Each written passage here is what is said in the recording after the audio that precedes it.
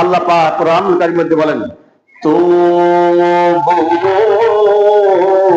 ইলাল্লাহি তাওবাতান নাসুহা। আল্লাহ রাব্বুল আলামিন বলেন, হে দুনিয়ার মানুষ সকল, তোমরা শুনে রাখো, সারাটা জীবন তোমরা যত অপরাধ করেছ, সারাটা জীবন যত তোমরা পাপ করেছ, তুবু ইলাল্লাহ, তোমরা আল্লাহর কাছে তওবা করো।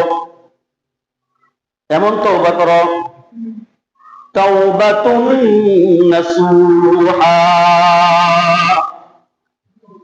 একনিষ্ঠভাবে তোমরা তওবা করো, এমন ভাবে তোমরা তওবা করো, এমন ভাবে তোমরা বলো, ও দয়াময় প্রভু, ও আল্লাহ, কত গুনাহ করলাম, কত অপরাধ করলাম, জীবনে কত পাপ করলাম, কত পাপ মানুষে দেখে ফেলেছি, আবার এমন কত পাপগুলো রয়েছে যেই পাপগুলো পৃথিবীর কোনো মানুষ জানে না, পৃথিবীর কোনো মানুষ দেখে নাই, আল্লাহ আপনি দেখেছেন।